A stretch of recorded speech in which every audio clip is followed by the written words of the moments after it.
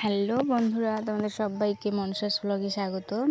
তো আজকে দেখতে পাচ্ছ আমরা এক জায়গায় গিয়েছি, যেটা তোমরা দেখতে পাচ্ছ স্বর্ণের দোকান, মানে একটা সোনার দোকানে গেছি।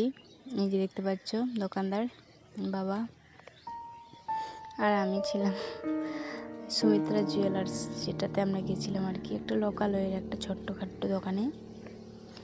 এই যে এর আগেও গেছি হরিরামপুরে, কিন্তু এবারে আমরা একটা মেন উদ্দেশ্যে গেছিলাম, যেটার উদ্দেশ্য হচ্ছে মানহা আর ওর ছোটো বোন মানে মীরা দিদির মেয়ে মায়ের তোড়া আনতে গেছিলাম। মানে মা বাবা দিল তো দুজনকেই গিফট দিল, তাই নিতে গেছিলাম। আমাদের পছন্দ মতো আমাদের নিতে বললো, তাই আমরা দুজনেই গেছিলাম। এই যে দোকানটা পরিষ্কার করছিল, যেহেতু আমরা বিশ্বকর্মা পুজোর একদিন আগে গেছিলাম, মানে রবিবার, তো তাই পরিষ্কার পরিচ্ছন্ন চলছিল, মানে পেইন্ট করছে দোকানটাতে দোকানদার। এমন সময় আমরা উপস্থিত হয়ে গেছি। আর এই যে নাপটোল চলছে তড়াগুলোর। আর বাবা কিছু আমাদের বাড়িতে পুরনো ছিল, মানে রূপোর জিনিস, সেগুলো একটু দেখাচ্ছিল যে এগুলো চলবে কি চলবে না, তো কি যেন বলছিল, যাই হোক আমি শুনতে পাইনি।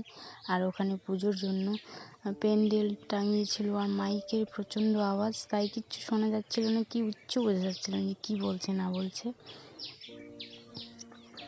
আর মাছ নিয়েছিল মান্নাকে, মান্না সোনা ঘুমাই গেছিলো। দিদি নিয়েছিল মীরাকে, ও ঘুমিয়েছিল। আর মা বাবা কী যেন বলছিল। আর এই যে তোড়াগুলো স্টোরের মধ্যে রাখা, আর তোড়াগুলোর দাম অনেক, এখন রূপার দামটাও অনেকটা হয়েছে।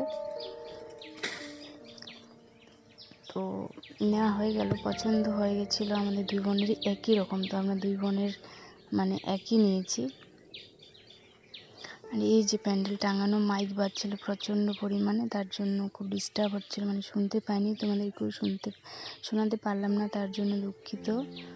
তো আমরা রবিবারে গেছিলাম, আর রবিবারে বিশেষত সব দোকান বন্ধ ছিল আর কি। আর তারপর বাড়িতে এসে যে আমাদের নটখটি মীরা দেখছে, তোমরা দেখতেই পাচ্ছ, তার বাবার কোলে কি সুন্দর করে চুপি চুপি আমাদের দিকে তাকিয়ে দিচ্ছে। আর এই যে আমার মীরা আম্মুটার জন্য সবাই দোয়া করো, যেন অনেক ভালো মনের মানুষ হতে পারে, সুস্থ থাকে সব সময়। তো সবাইকে ধন্যবাদ, দেখা হচ্ছে নেক্সট ভিডিওতে। টাটা সবাইকে।